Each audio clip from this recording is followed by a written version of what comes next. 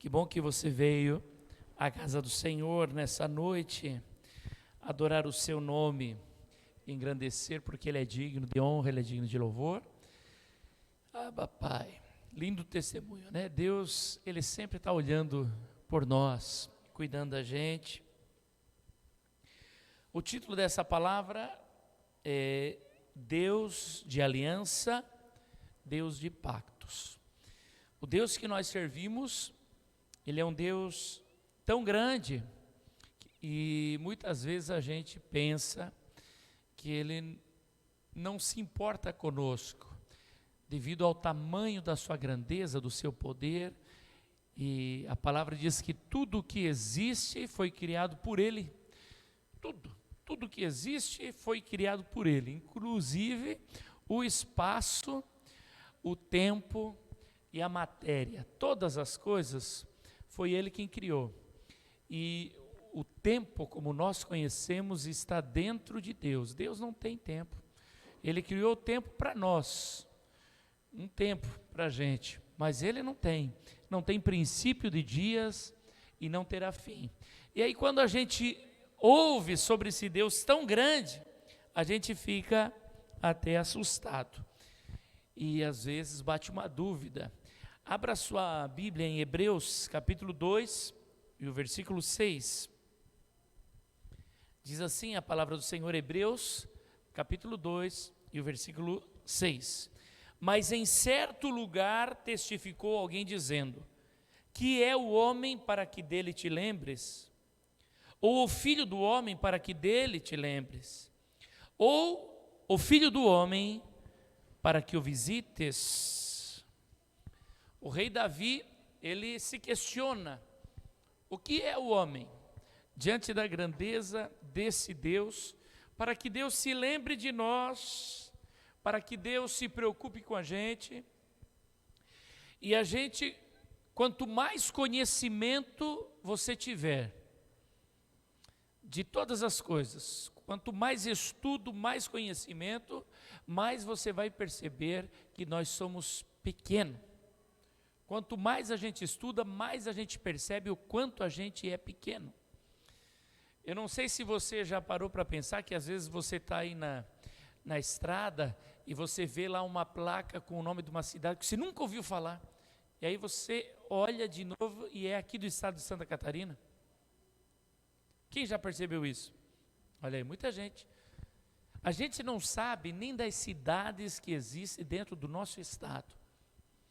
E quando a gente viaja para fora, a gente se depara com culturas tão diferentes, mas é algo tão diferente que você fica surpreso, você não consegue imaginar que alguém viva de uma maneira tão diferente e que aquilo que para nós é tão importante, para eles não tem importância nenhuma. E o que para eles é tão importante, para nós não tem importância. E isso, estamos falando assim de só um pouquinho que a gente conhece. A gente não tem nem noção do tamanho do mundo que nós vivemos. Agora você já parou para pensar no tamanho desse Deus que criou todas as coisas? É grande demais, né? Irmão Marcelo é viajado, né? Um dia eu estive lá na casa dele visitando e ele começou a me mostrar as fotos de todos os lugares do mundo por onde ele já andou. Eu fiquei surpreso, tantos lugares, quanta coisa o irmão Marcelo viu, ouviu, sentiu, percebeu, que nós nunca vamos perceber. E isso que o irmão Marcelo conheceu é só uma gotinha no oceano, e eu não vou falar nem de tudo, vou falar só do nosso Brasil aqui, só do Brasil. E ele conheceu fora, conheceu outros países. Mas, irmãos, é tão grande o mundo que a gente fica assustado. Quando a gente viaja por aí, alguém diz assim, muito obrigado. Quando a gente viaja de avião, principalmente de São Paulo vindo para cá durante o dia, você viaja e você vê como tem floresta. Sabe, irmãos, é terra que não acaba mais, né? E os globalistas por aí dizendo que há uma superpopulação. Mentira, não tem superpopulação nenhuma, né? Não existe superpopulação. Ah, mas é porque olha essa cidade. Não, irmãos, tem muito espaço. O que está acontecendo é que está mal dividido. Só isso. Mas tem espaço para procriar, para ter muitos filhos aí, viu? Pode fazer filho à vontade que não vai faltar terra para os teus filhos. Amém? Então, esse Deus tão grande, apesar de ser tão grande, né, o salmista diz assim: o que é o homem para que ele se lembre da gente e o que é o homem para que ele visite? Deus não só se lembra de você, como ele também visita você, e mais do que isso, Deus é um Deus de pactos, é um Deus de aliança. Deus, ele conversa contigo como conversa com um amigo. Se você ainda não tem esse contato com Deus, é só buscar um pouquinho mais. Deus, ele é como aquele parceiro teu que você diz assim: se tu fizer isso, eu faço aquilo. Estamos juntos, estamos agarrados. Deus, ele fecha aliança com o ser humano. Deus, ele fecha aliança com você. Deus, ele fecha aliança. Ele faz pacto com você. Deus tem prazer em fazer pacto com o ser humano.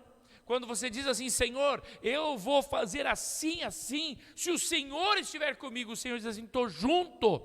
Estamos juntos.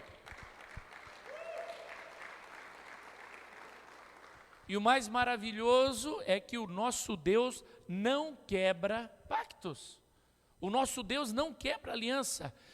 Nós podemos quebrar a aliança, mas Deus nunca quebra a sua aliança. Nunca quebra o seu pacto. Só basta que eu e você permaneçamos fiel a Ele.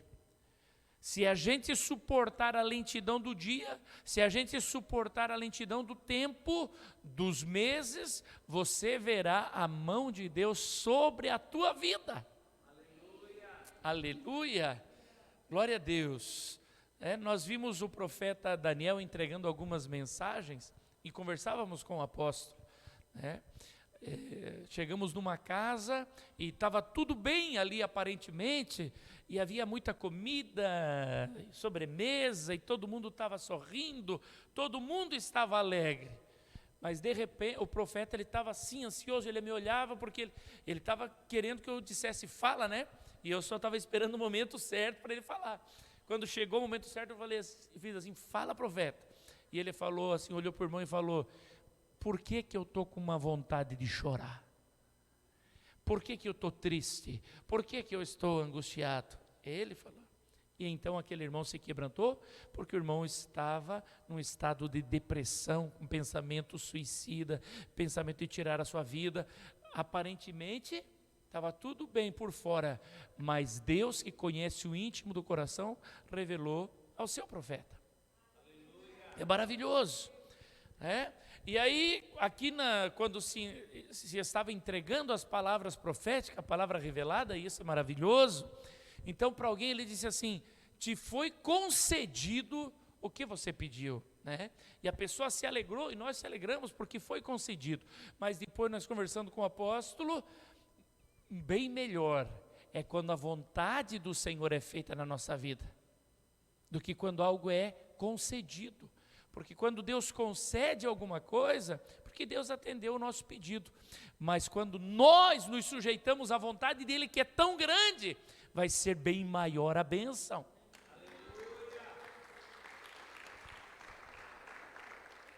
Porém, muitas vezes nós batemos o pé. A gente bate o pé. Não, Senhor, eu quero, Senhor, Senhor. E a gente ora e a gente clama. E Deus, que é Deus de pactos, né? Você faz o teu voto, você quer fazer a tua aliança, e Deus olha para você e está certo, meu filho, se você quer assim, amém, estamos juntos, estou contigo. Mas já parou para pensar que existiram homens na palavra de Deus que fizeram bem o contrário disso? Senhor, o que o Senhor falar, do jeito que o Senhor quiser, pessoas que se entregaram para Ele, e a aliança foi bem maior, a bênção foi bem melhor. Que nós possamos, irmãos, nos esvaziar de nós mesmos, por completo. Se esvazie de você, se esvazie dos teus desejos, das tuas vontades. porque eu quero isso, porque eu quero aquilo. Não, se esvazia, se entrega na mão do Senhor. Quando você se entrega na mão do Senhor, você vai ver que maravilhoso. Aleluia. Corta só um pouquinho a live para mim ali, o volume. Corta, dá um mute na live, só no som. Consegue?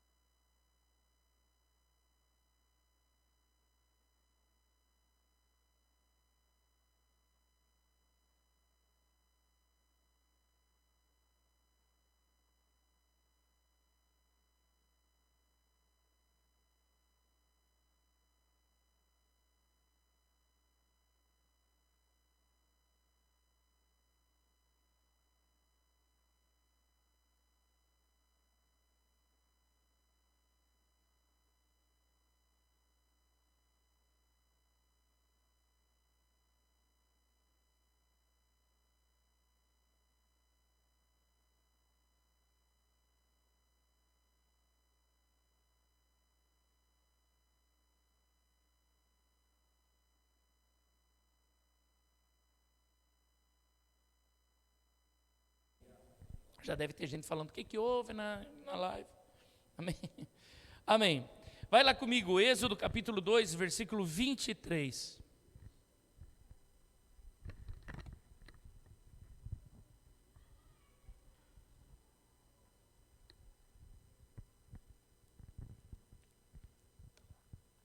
Aleluia. Encontrou? Diz amém? E aconteceu depois de muitos dias, que morrendo o rei do Egito, os filhos de Israel suspiraram por causa da escravidão e clamaram. Segura só um pouquinho aqui. Vamos devagar, segura só um pouquinho. Depois você pode ler à vontade na tua casa. José vai para o Egito, é levado como escravo, e ele chega ao trono. Você conhece a história. Mas esse faraó morreu, os faraós foram acontecendo, e por último, aquele povo que antes tinha uma posição de destaque dentro do Egito, agora era escravo. E a palavra diz assim, ó: suspiraram por causa da servidão e clamaram. Olha só que situação.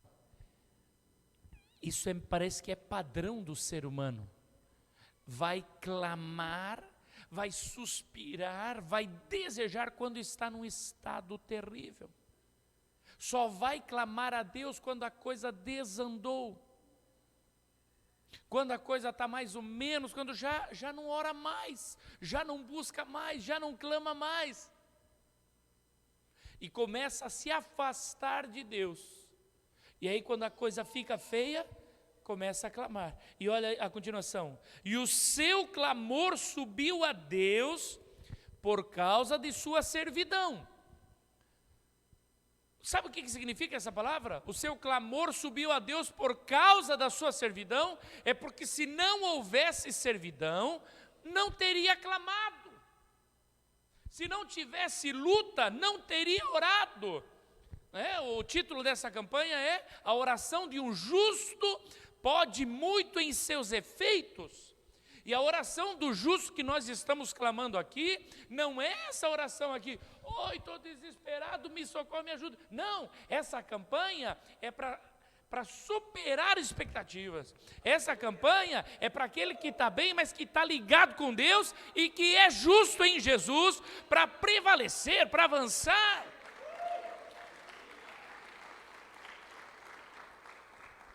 A gente não pode esperar estar dominado pelo inimigo para então começar a clamar, como este povo fez. Mas olha só o que acontece no versículo 24. E ouviu Deus o seu gemido, e lembrou-se Deus da sua aliança, do seu pacto com Abraão, com Isaque e com Jacó. Presta atenção, Deus ouviu o gemido, ouviu o clamor, e ele se lembrou do quê? Da aliança. Se lembrou do pacto. Muitas vezes, quando nós vamos orar e estamos numa situação difícil, nós queremos dizer para Deus o quanto nós somos bons, ou o quanto nós estamos sofrendo. Senhor, não vê que eu estou sofrendo? Senhor, olha para a minha situação, não vê que eu estou padecendo? Ou, Senhor, eu não mereço isso, Senhor, eu sou fiel, Senhor, eu estou fazendo. Nada disso vai chamar a atenção de Deus, nada disso vai convencer Deus para que Ele se volte para você. Deus se voltou para este povo porque Ele tinha pacto com Abraão, Isaque e Jacó. Aleluia. Muitas vezes nós estamos andando debaixo de bênção e achamos que somos nós. Ei, tem alguém que tem pacto. Tem alguém que tem aliança. Todos aqueles que eram nascidos na casa de Abraão, todos aqueles que andavam ao lado de Abraão, eram abençoados por Abraão. A bênção os acompanhava porque Abraão tinha pacto. Deus é um Deus de aliança. E Deus está olhando nesta noite para nós e está procurando alguém que queira fazer aliança com Ele, que queira fazer pacto com Ele.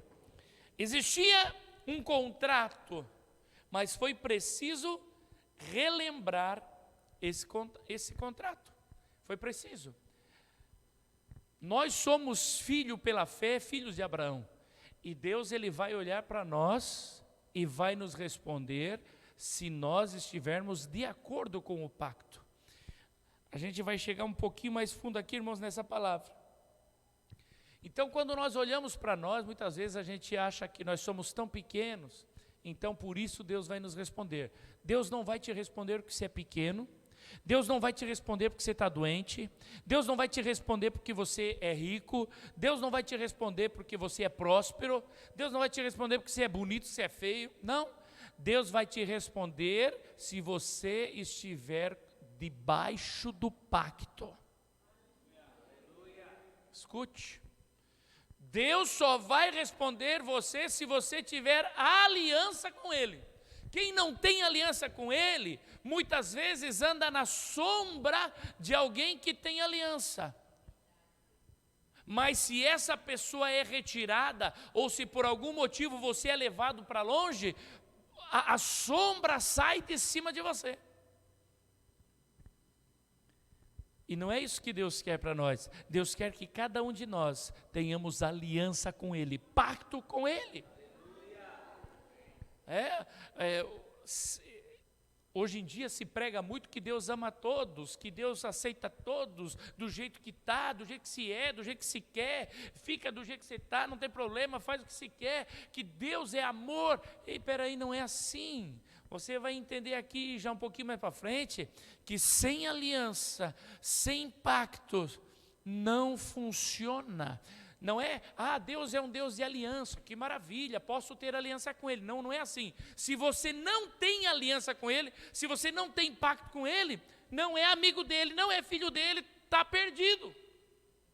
Deus é um Deus de aliança, então eu tenho que fazer uma aliança com Ele.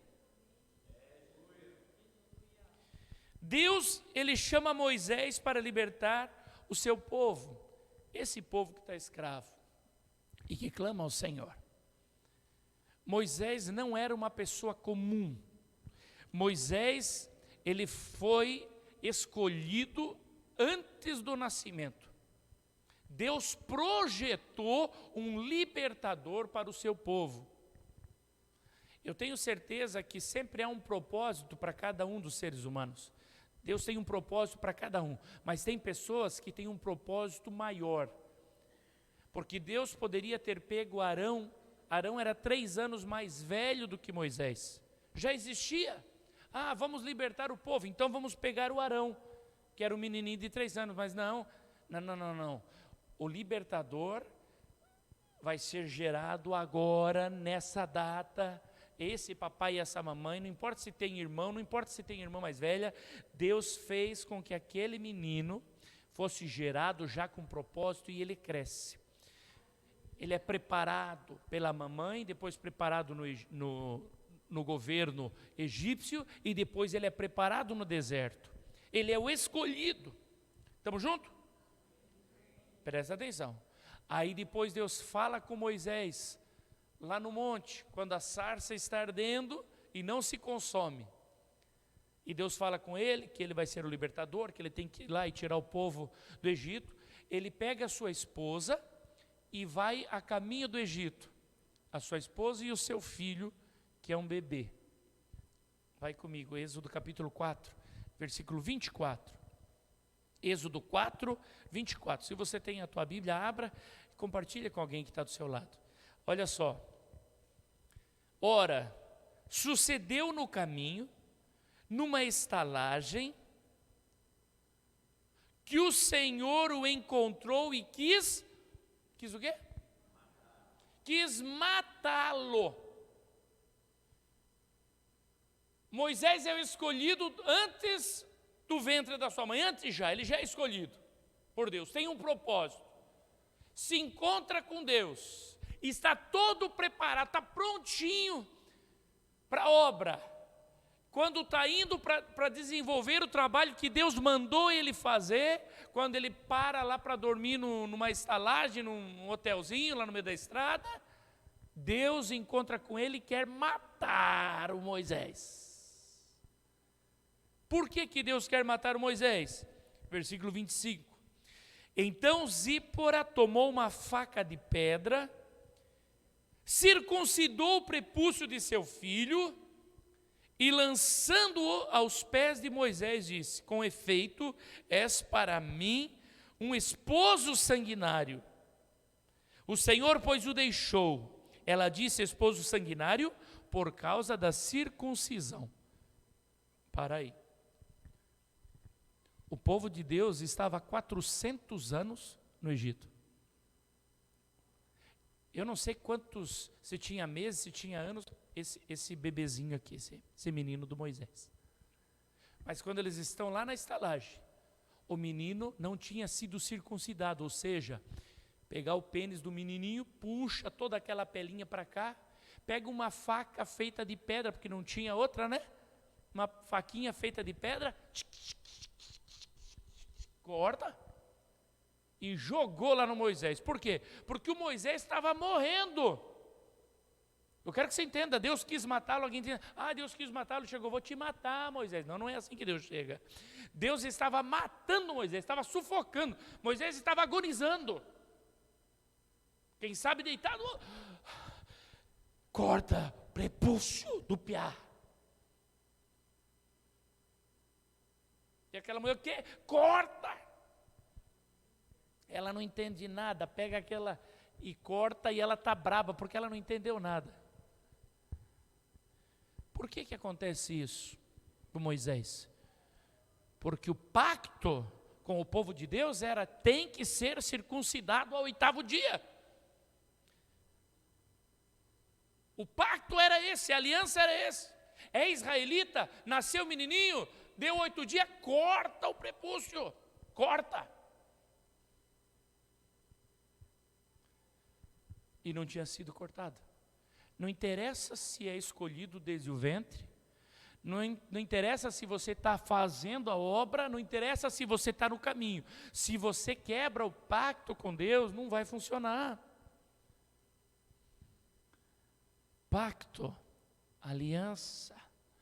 Estamos entendendo? Estamos entendendo essa palavra, irmãos?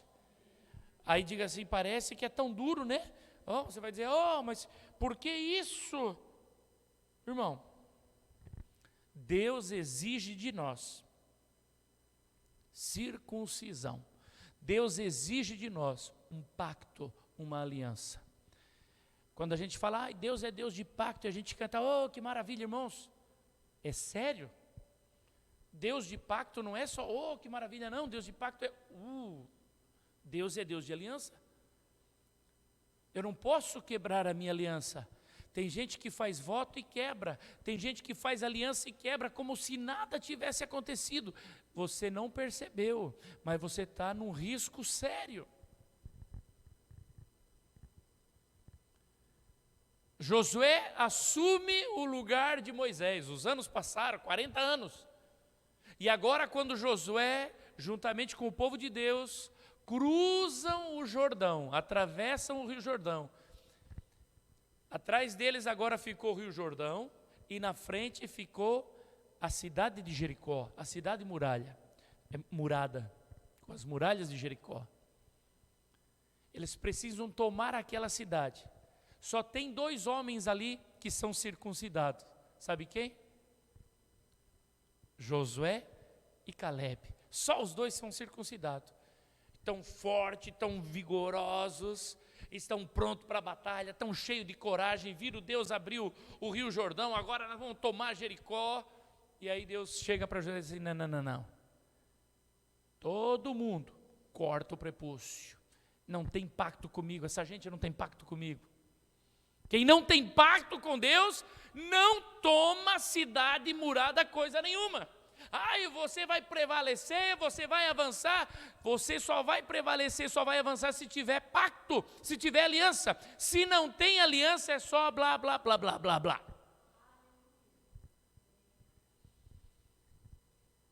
Todo mundo corta.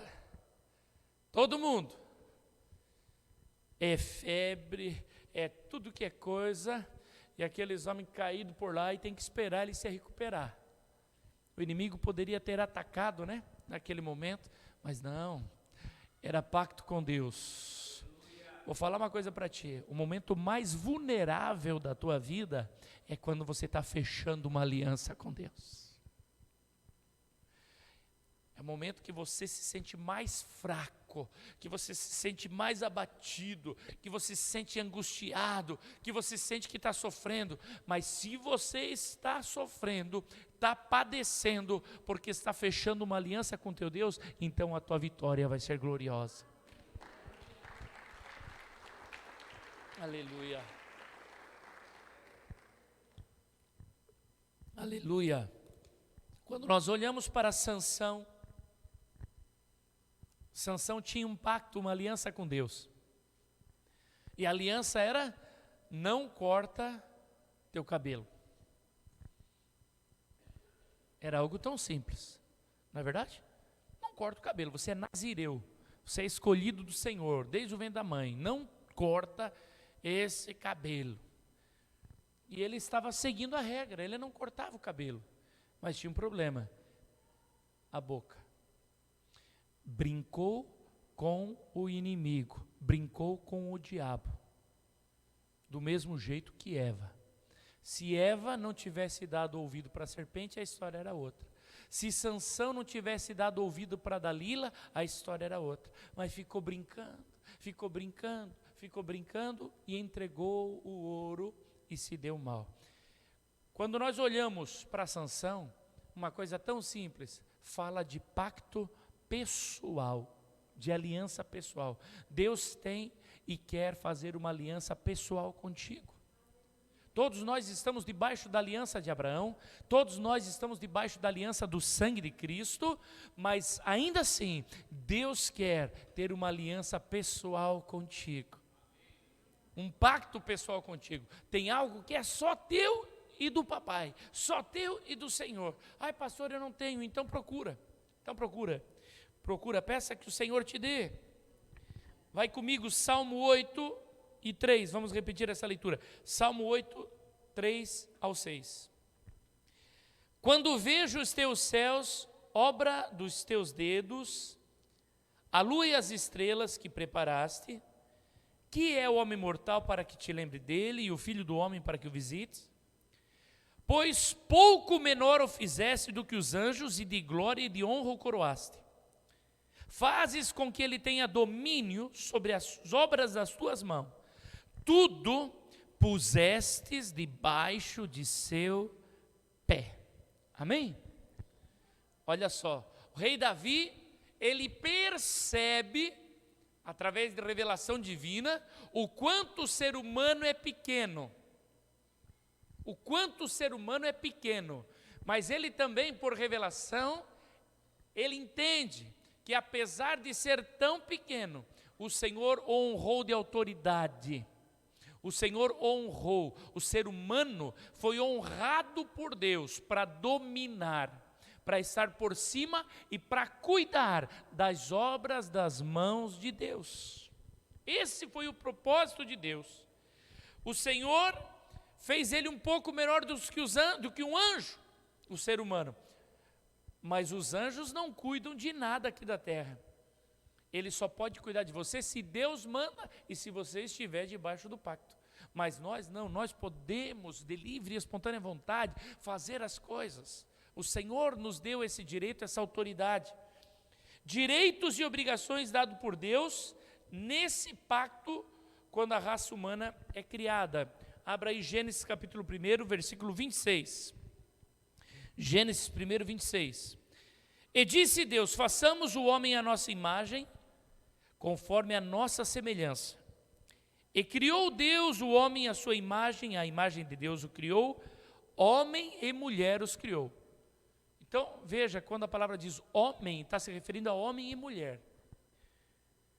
E criou Deus o homem e a mulher, versículo 28. E Deus os abençoou, e Deus lhes disse: frutificai, multiplicai-vos e enchei a terra, e sujeitai-a, e dominai sobre os peixes do mar, sobre as aves dos céus, e sobre todo o animal que se move sobre a terra. Presta atenção, diga comigo: frutifique, multiplique, sujeite, domine. Agora diga assim: frutificar, multiplicar, sujeitar, dominar. É direito do homem e é dever. É direito e dever. Você tem o direito de frutificar e o dever de frutificar. Você tem o direito de multiplicar, e o direito e o dever de multiplicar. Você tem o direito e o dever de sujeitar. É um direito sujeitar as coisas debaixo da tua vontade. Você tem o direito de sujeitar. E é também um dever teu. Porque tem gente que acha que é um direito, mas não exerce o dever. É um dever, é uma obrigação. E é uma obrigação também dominar. Quer ver o que acontece? Quando Adão e Eva pecaram, nós perdemos como raça humana esse direito. E se perdemos o direito, também não tínhamos como ter isso como dever. Porque Satanás, ele quer fazer esse trabalho que foi dado para nós. Porque na verdade esse trabalho era dele. Ele tinha que criar, ele tinha que cuidar, ele tinha que fazer a coisa andar.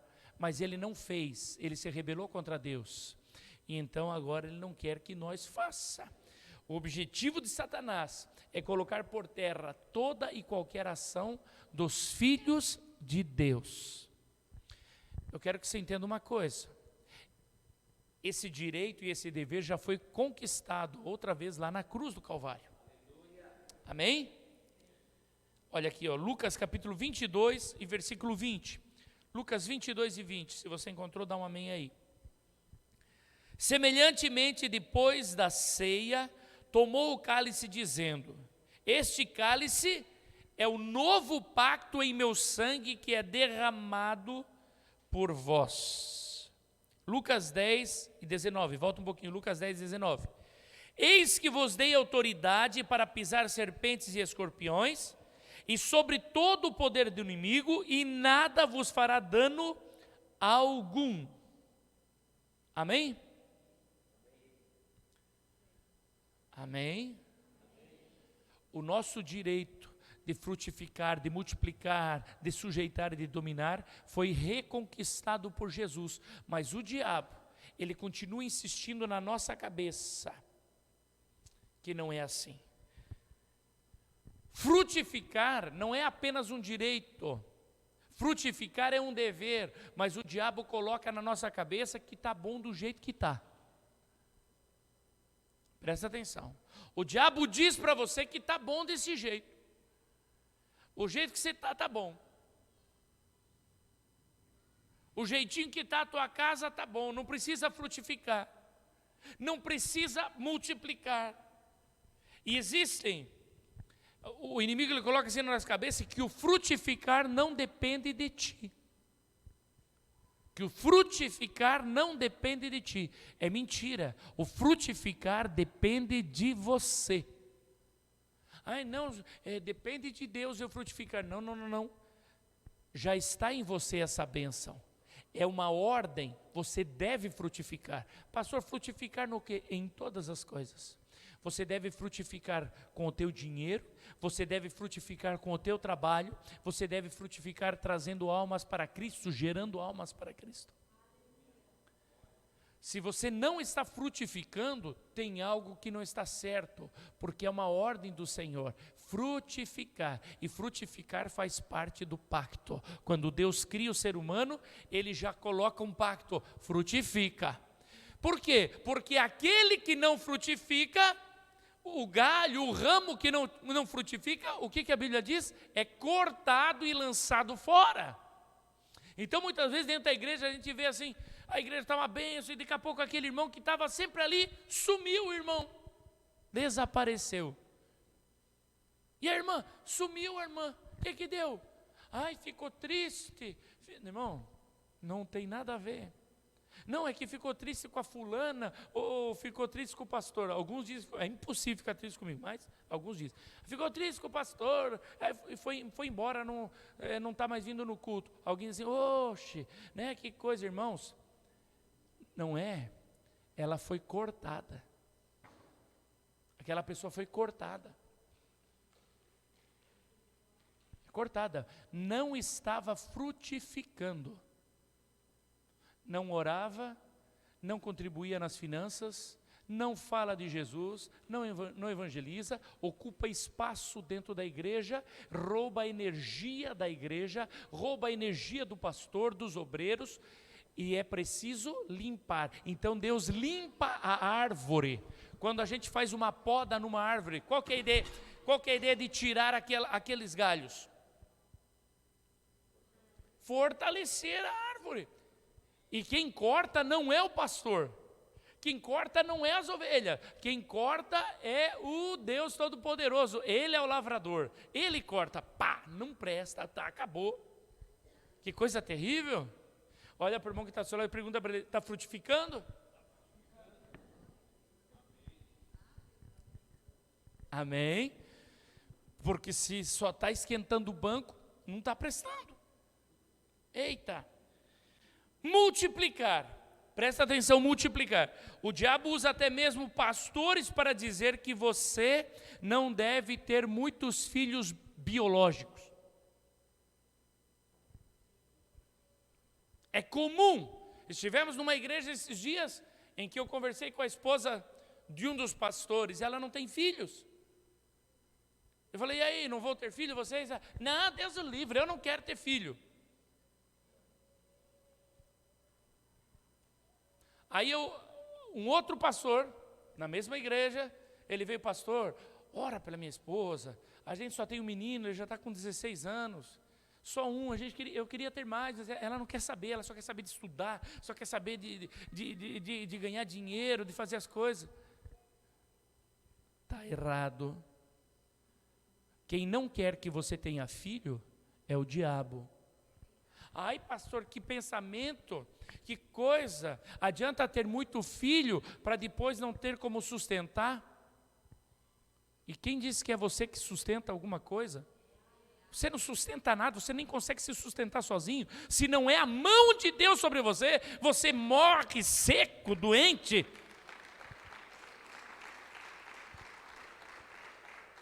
Ai não, mas é que é triste. Você olha para a casa do riquinho, tem bicicleta, tem não sei o quê, e os teus filhinhos não têm. Para com isso. Para com isso. Para de cair nesse engano do capeta, irmão. Sabe? Nós pequenos, aquela filharada, 9 filhos. 9. Em casa era só tinha pão, margarina e melado. Eu gostava de ir na casa de um amiguinho porque tinha mortadela. Agora pergunta para mim. Então eu preferia não ter nascido por causa disso? Que a mamãe tivesse cuidado só do Cianinho e do tio Nebo. Bem, com toda a mortadela do mundo, mas nós não ia estar aqui. Para com isso, irmão. A Bíblia diz o que é mais importante? A vida ou a comida?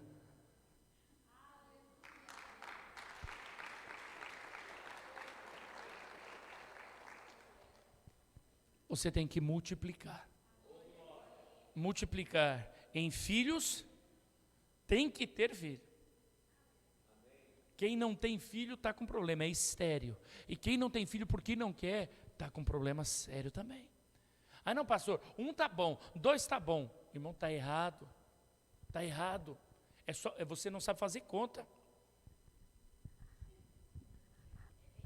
Vai lá. Quanto que é 2 vezes 2? Fala mais alto.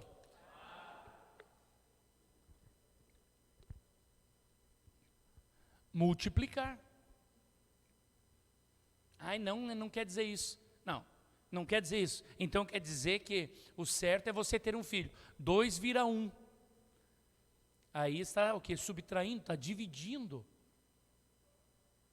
A palavra diz multiplicar. Só temos 3. Que tristeza que me deu ontem à noite. O meu piazinho começou, pai, eu e o meu irmão, eu vou levar ele na igreja. Pai, eu e o meu irmão, nós vamos fazer churrasco.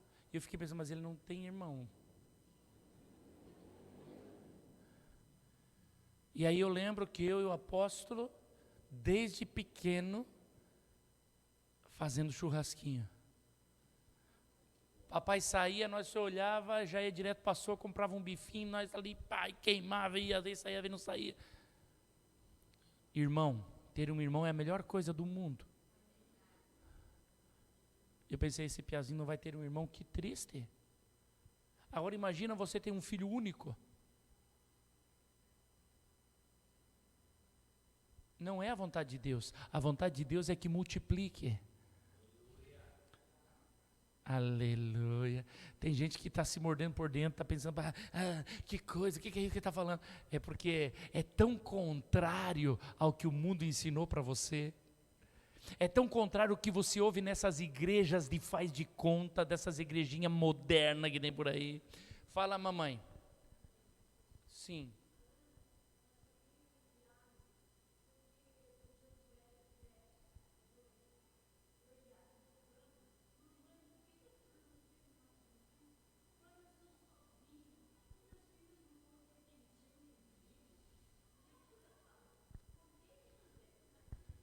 É isso mesmo, é isso mesmo. E a gente tem que multiplicar em todas as coisas. O diabo, ele nos leva a crer que do jeito que está, tá bom. Que nós não devemos multiplicar nos negócios, não devemos multiplicar na loja, não devemos multiplicar na empresa, não devemos multiplicar na igreja, porque isso é ganância. O diabo coloca, e tem gente que prega dizendo púlpito, se você se acomoda do jeito que você está. Tem uma lojinha, começou uma loja, amém, tá bom, tenho que comer e vestir, tá bom. A pessoa já usa até um versículo para dar base a uma obra contrária, não é isso que a palavra está falando. Tem a tua loja, então pensa em ampliar, em ter mais uma, em ter mais outra. Aí alguém diz assim, por quê? Porque a obra precisa de você. A obra precisa de você. Não é para, vou ficar só rico. Não, irmão. É porque a obra precisa. Precisamos abrir igrejas nesse mundão. Precisamos enviar missionários nesse mundão. Precisamos ganhar alma para Jesus. Aleluia. Já estou encerrando, irmãos. Fica tranquilo. Hoje eu pensei assim, já que é minha vez de falar, eu vou falar um monte. Diga comigo, sujeitar.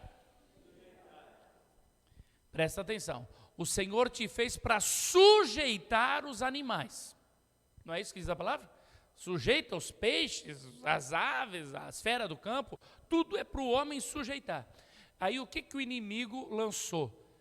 A primeira coisa que veio na minha cabeça quando eu era criança, lá na primeira série, a professora ensinou que eu sou um animal irracional. Ou melhor, um animal racional. E que a única diferença entre nós, os seres humanos, e os animais é a razão. Ela ensinou isso. E eu cheguei em casa e falei para a mamãe não estava muito por dentro do assunto. Ela falou, a gente é um animal também, sim.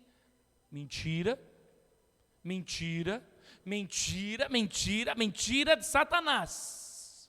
Você não é um animal. De jeito nenhum. Isso é mentira. A palavra diz que uma é a carne dos peixes, outra é a carne das aves, outra é a carne do animal do campo. Mas o homem sequer entra nesse papo de carne. Porque o homem não é animal, o homem é filho de Deus.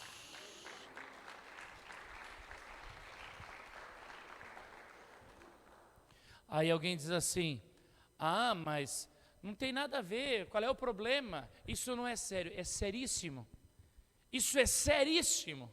Começou com essa história de que nós somos animais também. E agora, nós já não podemos mais sujeitar os animais. Então você vê alguém andando na rua, está lá machucado, está quebrado, ninguém se importa. Esses dias eu estava ali na Praça das Bandeiras, juntamente com o meu piazinho ali, e um cachorrinho atravessou a rua correndo e quase que uma moto pegou e o cachorrinho mergulhou. Tem um bueiro grande ali e o cachorro caiu lá embaixo. Irmãos, já saiu gente correndo atrás para ver onde é que estava o cachorro se enfiou lá para dentro e o pessoal se enfiando lá para dentro daquele buraco. E tinha um camarada machucado do lado lá assim, ó. Ninguém foi ver o camarada, ninguém chegou lá, meu amigo, precisa de uma água, nada, mas o cachorro assim, ó, e se não bastasse, não deu 5 minutos, o bombeiro estava lá, veio um caminhão de bombeiro e os bombeiros procurando o dito cachorrinho.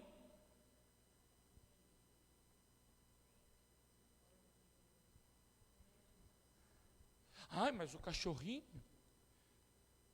cachorrinho é um animalzinho, irmão. Morreu, acabou. O ser humano não. O ser humano tem vida eterna.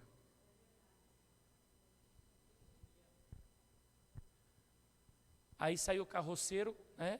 Antes estava o carroceiro com seu cavalo, né? Cavalo, bicho forte, feito, preparado para puxar peso, para carregar. Ai, tadinho do cavalo, não pode, não pode.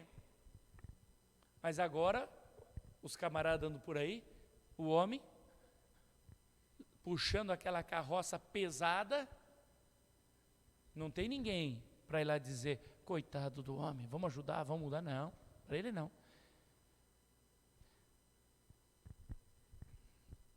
Aí esses dias, eu assisti uma reportagem de uma faculdade lá nos Estados Unidos, o camarada fazendo um baixo-assinado para impedir que os carros estacionassem em tal lugar, porque tinha um ninho de águia lá. E aí todo mundo assinando aquele bendito, aquele abaixo-assinado. Não, Deus o livre, eu amo a águia de bico amarelo. A outra, eu amo de pata branca. E cada um falando as suas coisas aí. E porque a águia, porque não sei o quê. Não, Deus o livre, ninguém mais pode estacionar lá. E todo mundo assinando. Aí o camarada assinando. E já aproveitando que você está motivado, você é pró-vida mesmo. Então vamos fazer o seguinte, a gente também não quer que mate a da nossa espécie, né? Que estão abortando criança. Então, por favor, assine aqui que a senhora é contra o aborto. Não, mas eu sou a favor do aborto. Então, mas peraí, é só um ovinho de águia, você diz que não pode perturbar, mas a criança pode matar? Porque primeiro nos colocaram em igualdade com os animais. E agora o ser humano vale menos que uma águia, um filhotinho de uma águia, vale menos do que um cachorrinho, vale menos do que um gatinho. O ser humano hoje não vale mais nada. Pensamento de quem é esse? De Satanás. Deus fez o ser humano para dominar. Pastor,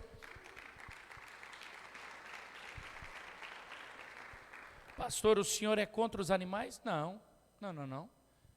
O ser humano foi feito para cuidar dos animais. A Bíblia diz que o ser humano deve cuidar dos animais. A Bíblia diz que na casa onde a pessoa serve a Deus, até os animais são mais felizes.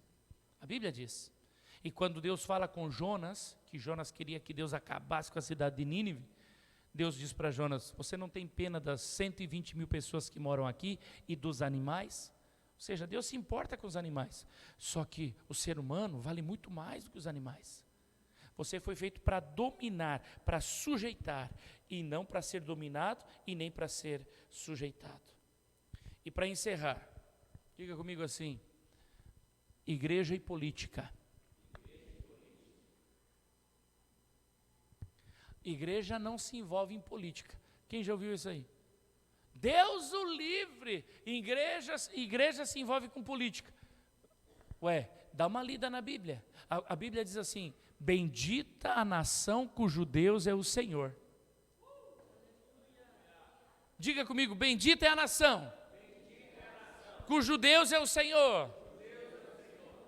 Aí nós tínhamos um presidente que estava lá recebendo passe de Xingu. Nós tínhamos um presidente que estava lá no meio de homossexuais, no meio de tudo que é coisa imoral, cachaceiro, tudo atrapalhado. Agora Deus levanta um homem, que quando tudo que ele fala, Deus acima de tudo. Se o Senhor quiser, Deus nos levantou, Deus fez a paz do Senhor. Ué, é tão fácil de perceber. É tão fácil. O inimigo não quer que a igreja se meta em política. Sabe por quê? Porque é ele que quer dominar com caminho livre. E quando você lê a palavra de Deus, você vai encontrar o tempo todo que o coração que se inclina para a esquerda é para o mal. E o coração que se inclina para a direita é para o bem.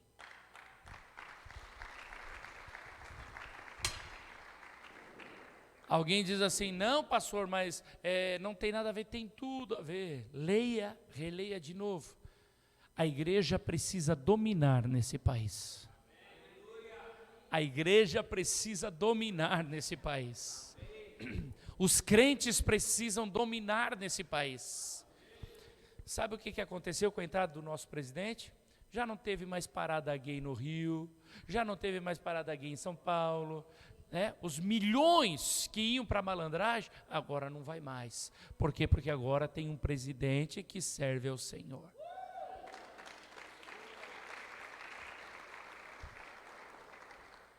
Fica de pé, igreja amada do Senhor Jesus. Aleluia.